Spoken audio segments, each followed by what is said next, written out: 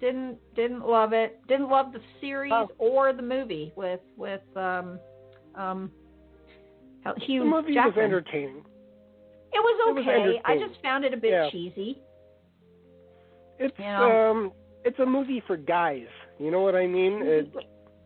I won't even say that. It's certainly not an intelligent movie, but I found the visuals it's just cheesy. a mindless action adventure flick, just to give you entertainment for 2 hours. I enjoyed it. But, I mean, it's Hugh Jackman. He's a decent actor. I just found it kind of cheesy. I found the visuals in it a bit cheesy, but The Strain. Have you guys seen The Strain? Guillermo del Toro? Yes. Oh my God, that's actually really well done. I really like it, but I like Guillermo del Toro. He's fantastic. Yeah, love him. And I found that was a really kind of a cool story. It was more like an apocalyptic with vampires as opposed to a vampire only, right? So I found that one really quite interesting to watch. The Gate, I haven't seen it. I don't even think I've heard of it. The Munsters, come on, who didn't love Grandpa? And I love the werewolf, but Lily and Grandpa. Lily and Grandpa rocked. They were. Lily was my favorite all-time female vampire. I mean, there was Vampirella, and then there was of course Elvira, Mistress of the Dark. But I don't know. I loved Lily Munster. She was always my vampira hero with Lily Munster. Ultraviolet. I somehow saw it, but I saw that. It's old. It's like in the 90s, right? So it went way back. Yeah. There's a number of other ones, From Dawn to Dusk, of course. I've seen that. Yeah. That's just a great, a great sort of romp through some crazy stuff. And Selma Hayek as the snake charming vampire. Oh, she's fantastic. Yeah, wow, she was a lot of fun. I'm sorry, she's so. Oh yeah, that scene. She steals that scene. Oh yeah, as the vampire. totally. With the snake around her, and I guess she didn't have that many dance lessons, and she just sort of did that on a first take or something. Yeah. That's incredible. It was pretty fun. I don't know. Did you guys ever see the TV show with Jonathan Rhys-Meyers, Dracula, that came out in like 2013? Yeah. No. I was so excited for that. And it just kind of. They canceled it. They canceled it, but it was freaking awesome. It looked good, and I don't know if you know, I'm a big fan of Lindsay Sterling, and she's a violinist, and she did an amazing cover of one of her songs for the Dracula. And it looked so good. It was really kind of cool. They went down sort of a slightly Victorian steampunk genre with it, and it had such potential. It was so good, and he was really good in the role, and then it got canceled. I think it was because it was costing so much to make that they just couldn't keep it going, right? Yeah, but it was really, really good. I really enjoyed that. I'm trying to think of some of the other ones. Of course, Blade. We have Blade. Do you like Blade? There's that whole series, yeah. Yep. It was fun. Oh, yeah. It was, I found Blade pretty fun. Vampire Underworld. I wasn't a big fan of that. I enjoy those. I think do you, those the are Underworld series? Yeah.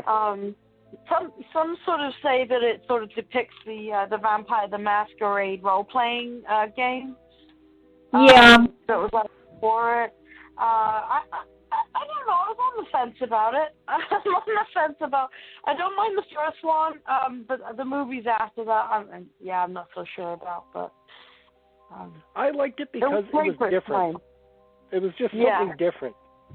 Yeah, I mean, it was kind of a mishmash of a lot, too, with the werewolves and all the whole, everything in there. But it had us, the first movie was kind of interesting. I think what happens is It suffers when they start to try to stretch out the storyline it becomes too thin, and then it no longer has any real validity to it. So you're just kind of like, yeah, okay. But the first one was okay. It was kind of. Can I bring up a movie, Seek? I don't think you've mentioned yet. The Lost Boys. Of course, I was going to mention Lost Boys. Oh, that was a good one. Oh, you were? Yeah, that's I love Lost Boys. Loved it. It was great. Keanu, and it didn't have Keanu Reeves. Kiefer Sutherland. That was good. yeah. Kiefer Sutherland was awesome in it as David. Best vampire ever, except for What We Do in the Shadows. Still my favorite, hands down. Have you guys seen the movie What We Do in the Shadows? I haven't seen the movie, but I've seen the series. Phenomenal. I really want to see the movie. I really want to see it. The original. Right? The movie is the original. And then the series comes some 10 years after the movie. And it's not the same characters, which I loved that they did that. Because I loved that when they went to the series, they created new characters. And while the premise is similar, they all live in the same flat, they all share the house. It's different characters. And I love that they brought a woman into it, and she's just so much fun in the series, right? Nadja. Nadja's hilarious. I love her. Yes. But the movie is great. You could have played the role of Nadja really well, Sika. Yeah. It's funny. A couple of people have actually said that. They're like, "Why aren't you in that show?" I'm like, "Well, you haven't been cast." For Nadja. You'd have been. But I like the woman that they have in it, though. She's funny and she's perfect. She's really, really good in the role. I love that they tied the film into the series as well in this past season with the with some of the things. I love the Mark Hamill's in it too. He was in it. He did a cameo. He had a cameo in it. And there's been so many people. Actually, a friend of mine who's an actor was in it. He played Tony. I'm trying to think what the heck his name was, but he was in one of the episodes. He was one of the vampires that was, came busting into the house and they killed him. But it was great fun. I love that one. But I also, like I say, What We Do in the Shadows, it was so smart, the movie. If you haven't seen it, it's of course, it's Taika Waititi, right? So, hey, I mean, Taika's a big name in Hollywood now, right? But when he and his writing partner there started to put this together, they didn't really know if it would fly. But it was so smartly done. Ian, have you seen the movie, What We Do in the Shadows? No, I haven't. No. Oh, okay. You must I won't seen the movie, give too much away. But watch it I can't wait. See if you notice all of the things that they put into it. See if you can pick it out, right? We'll talk about it on down the road sometime. I don't want to give anything away because I don't want you to know what, but just watch it and then, but the premise of it is so funny because it is very much like the TV show. It's like almost like a reality show in a sense, right? With vampires. So it's really, really, really fun. Unlike Bram Stoker's Dracula. Poor Bram Stoker. Yeah. Again. It lasted itself. What We Do in the Shadows, the series anyway, can't speak for the movie yet, but it laughs at itself, well, of course. And I just love the chemistry between the different characters. Oh, yeah. Hilarious. It's very tongue-in-cheek. So what about some of the other things, like Salem's Lot, the original Salem's Lot, Stephen King's novel, right? You guys read that? That is a creepy novel. Oh, isn't it, though?